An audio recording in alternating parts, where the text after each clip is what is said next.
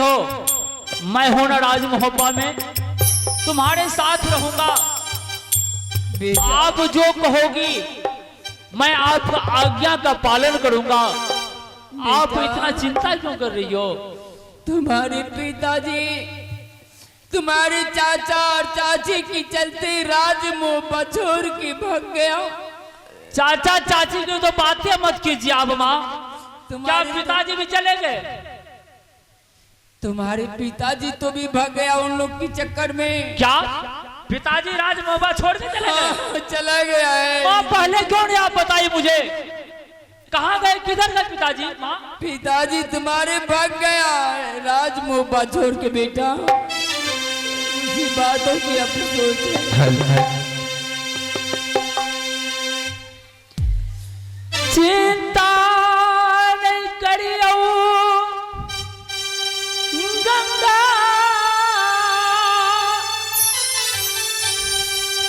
मोहब्बा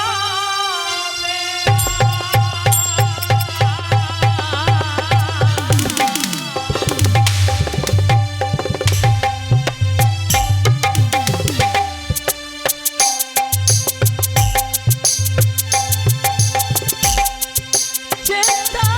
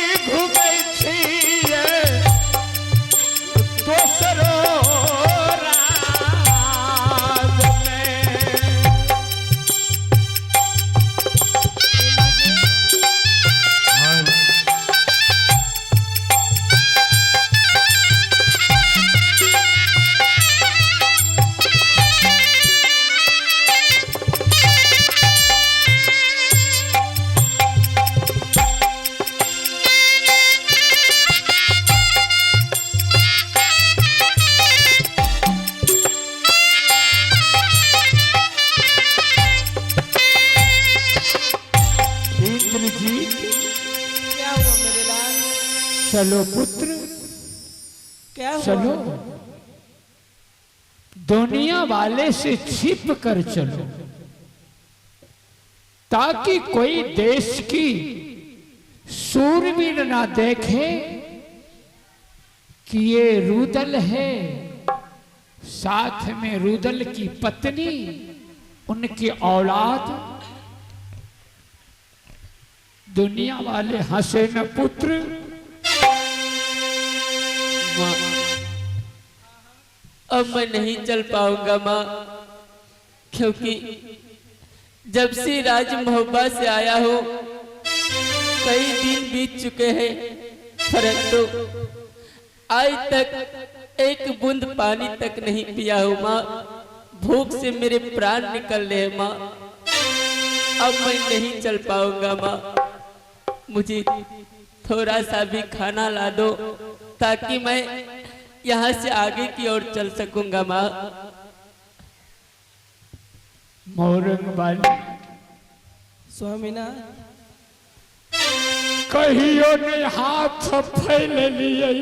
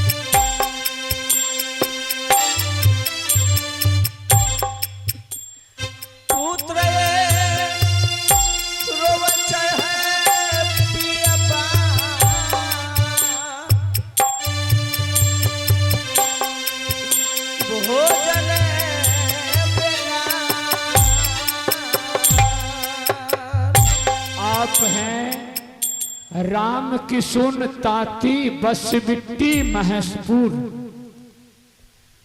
आप हैं राम किशुन ताती बसबिट्टी महसपुर, जिन्होंने 51 रुपया भोजन के लिए दिए हैं। पार्टी की ओर से हार्दिक हार्दिक अभिनंदन करता हूं।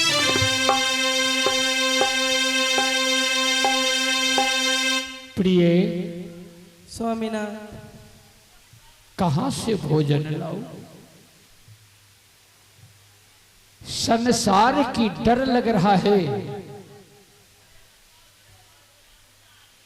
मानवों से छिप कर चलना होता है, क्योंकि 51 किला में जान रहे हैं जंगी रुदल राज मोहब्बा की बादशाह। आज दुनिया वाले देखेंगे, कहेंगे कि भिखारी बनकर के घूम रहा है, परंतु स्वामीनाथ, प्रिय पुत्र भोजन और पानी के लिए तड़प रहे हैं, कुछ तो आप कीजिए। मेरे पास ब्लड के अलावा कुछ नहीं है। हारी दियो न से ब्लड